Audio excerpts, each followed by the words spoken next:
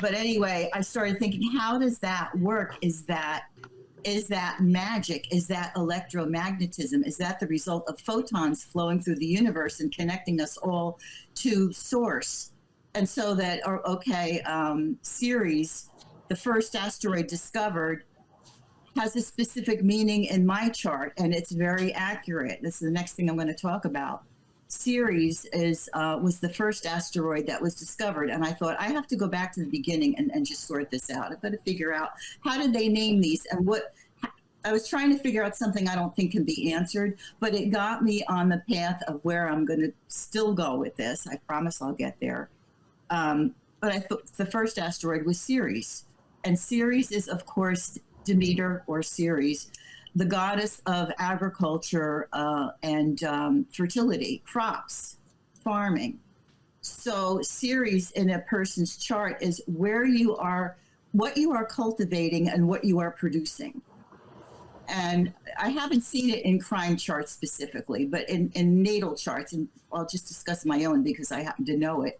In my chart, Ceres talks about my collection and learning of philosophy and advanced knowledge for the purpose of sharing it in a public platform, which is podcasting. That's what my Ceres is telling me I should be doing.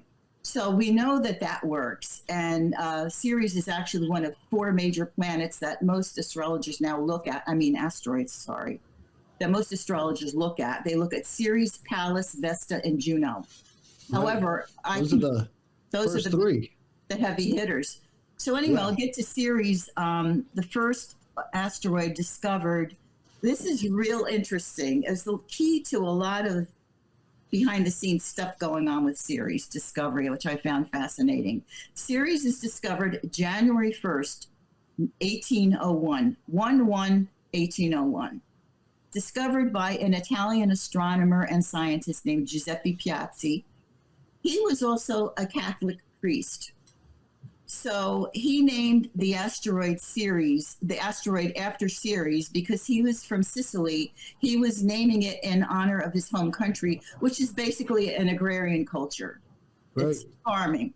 So good. There is an aspect. So this is the largest object in the asteroid belt. Mm-hmm. So for him to find this first, I think that means that this is the primary, like you were saying, this is the growing one, because it is the largest. So there's an aspect to that. Now, the second one you mentioned, Pallas Athena, that's the second largest. So it just moves on down the line. And so there is an explanation for a lot of this stuff based off of the sizes and how they relate to one another. Right. Right. And that's why I think astrologers look at those 4. I like to look at other ones as well, but they look at those 4 for various things. Now, another interesting thing is Pallas, inspiration. Okay. Pallas Athene, inspiration, higher learning. Mine is in relation to publishing. So I write and I publish what I write, usually, most of the time, not all the time.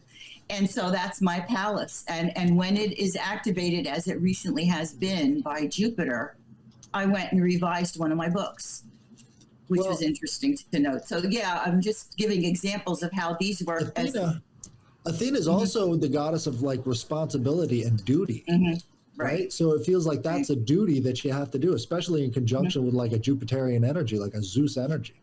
Absolutely. And I felt like I had to do it because I found the book had mistakes in it. And that, to me, was like intolerable. So I had to go and redo it.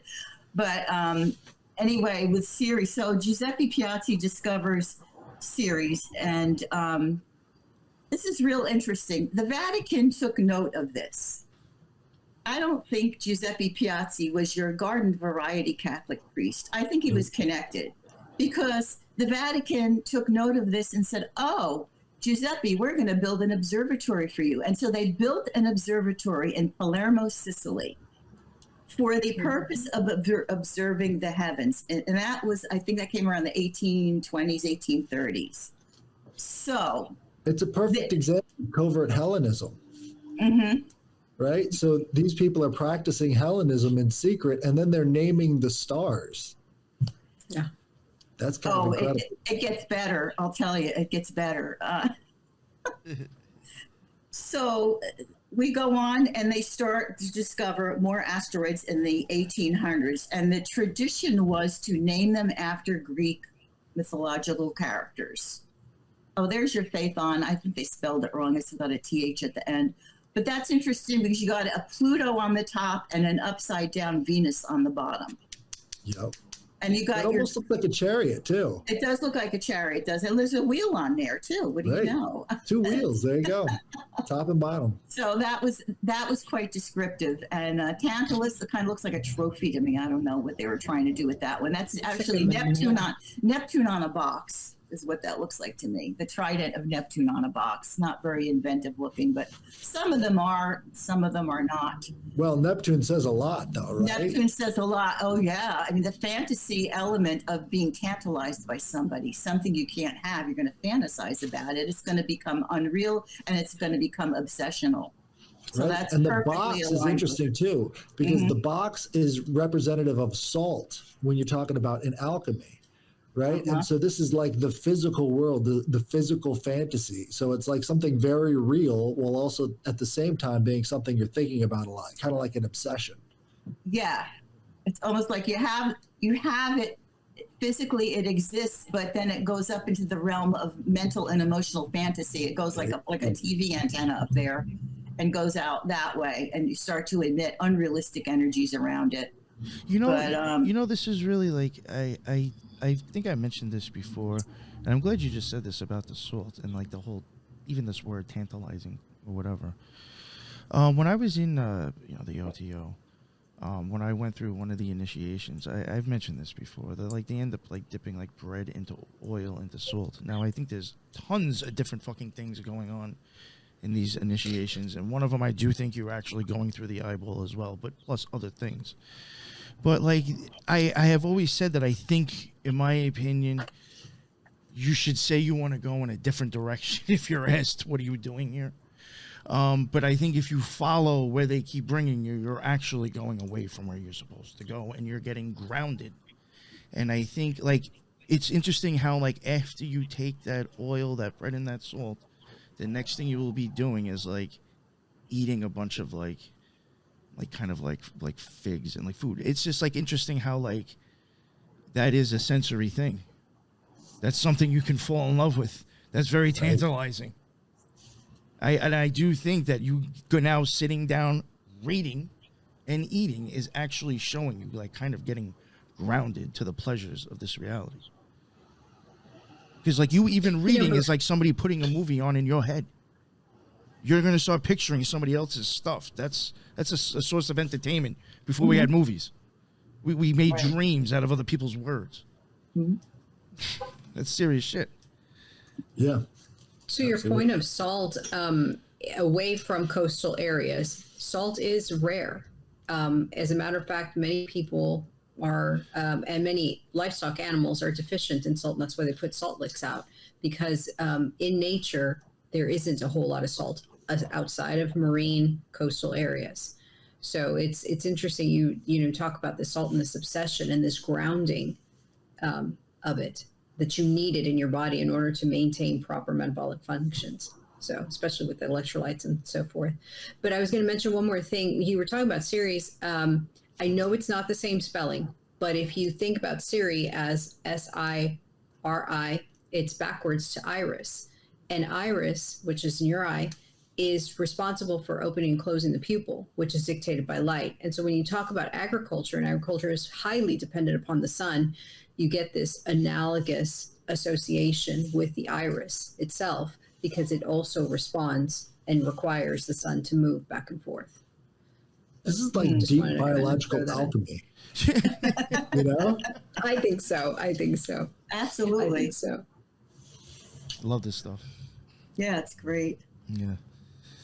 All right, sorry about So that. Continue. anyway, I think where I was going with our friends at the Vatican, so they end up making this observatory, and then I was saying that they took the tradition of naming the asteroids after mythological characters. Some of the scientists started to just take women's names, and then as it evolved, some of them were also just taking regular names, but mostly the ones that came into prominence were Greek or Roman named. And this continued up until the present time. But in the mid 1800s, the Vatican really got off on what they did for Piazzi, and they ended up building another observatory on the roof of the Church of St. Ignatius of Loyola in Rome. And so they have two observatories going that we know of by 1852.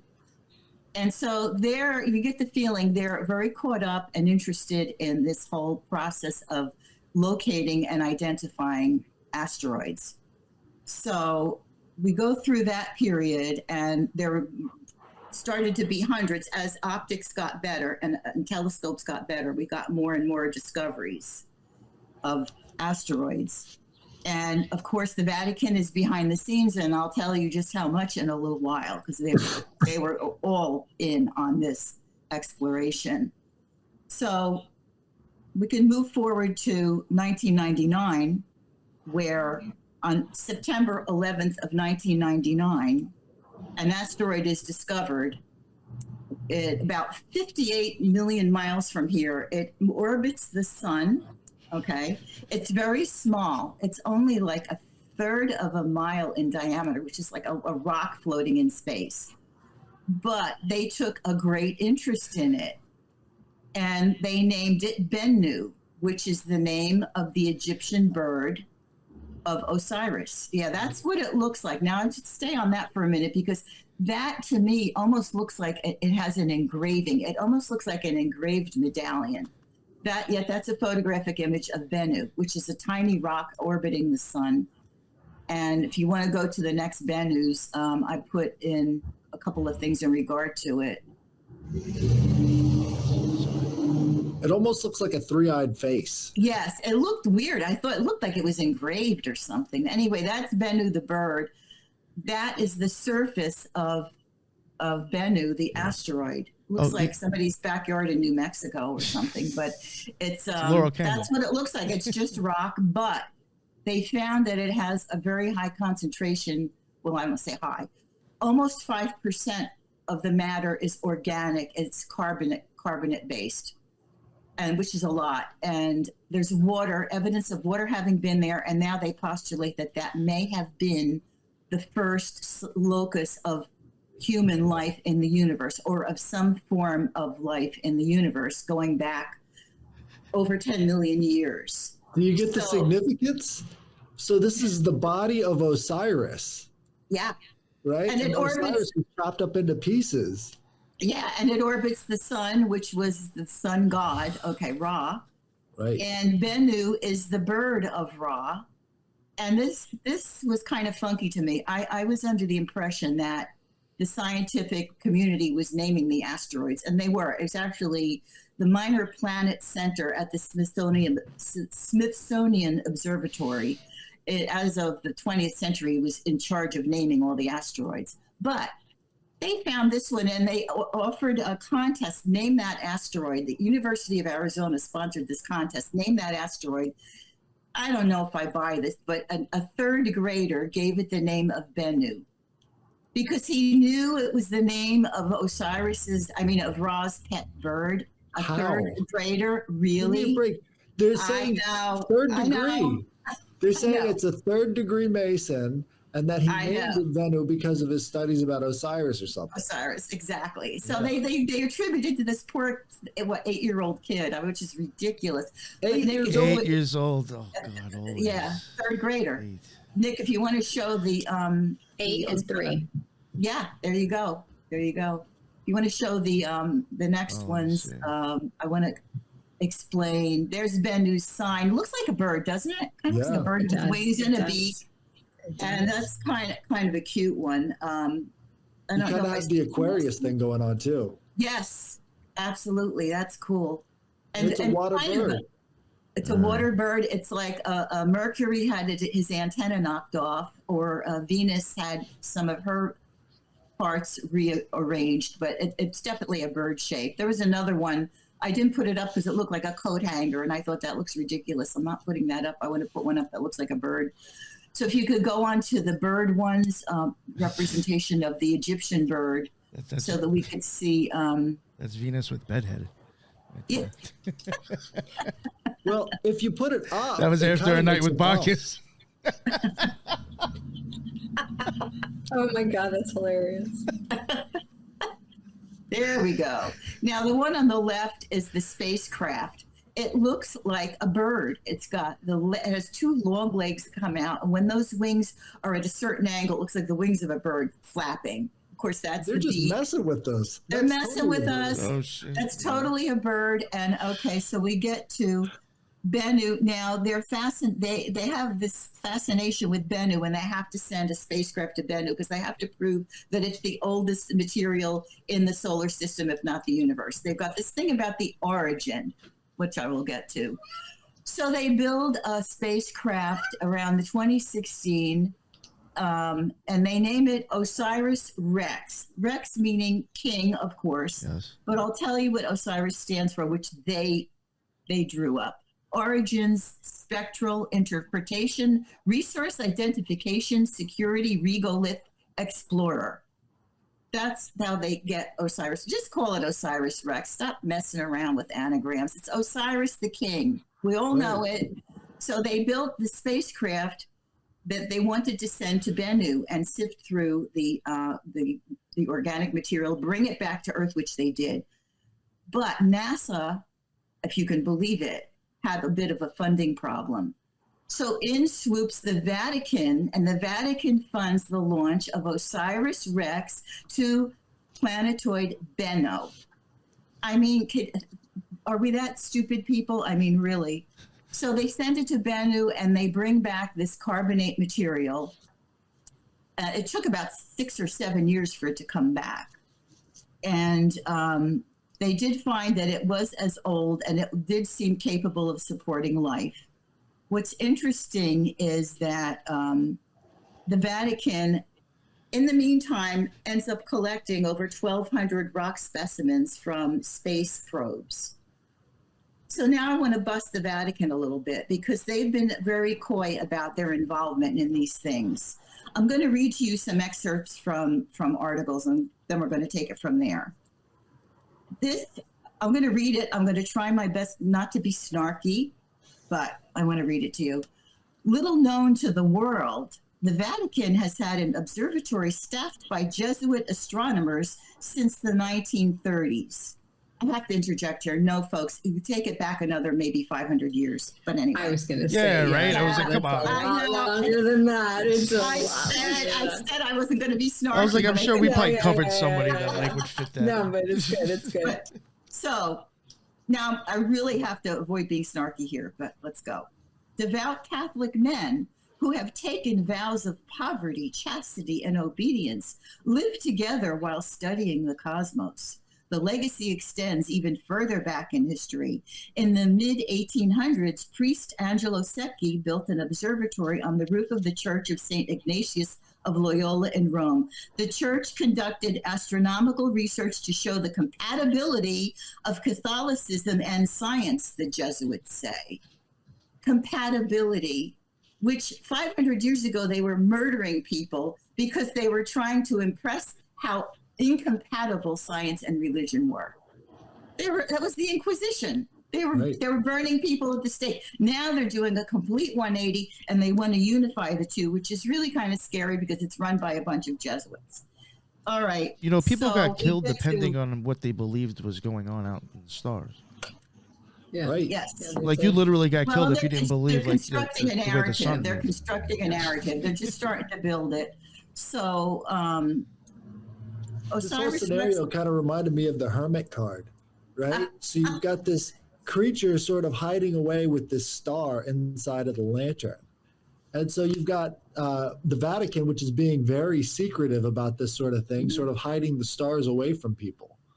That's sort of what they've always been doing. And they have, and yet they outed themselves. And I found where they outed themselves. I'm going to get to that. Anyway, what are you going to say, Lisa? Just most of the handwritten journals of Galileo, Kepler, some of these real big name astronomers are all stored in the Vatican. Mm-hmm. They contain they own them They basically. were all alchemists and occultists. Well, they were just. They were all alchemists. Yeah. Yeah, they absolutely were. They absolutely were. So there's another article that I dug out. I'm going to explain where I got that from because it's very funny. Okay, this one says NASA also has past experience collaborating with the epicenter of the Roman Catholic faith. Epicenter, do you think earthquake when you hear epicenter? The epicenter of the Roman Catholic faith, since declaring in 1984 that an Inquisition wrongfully condemned astronomer Galileo Galilei of heresy in 1633, the Vatican has worked to smooth over the friction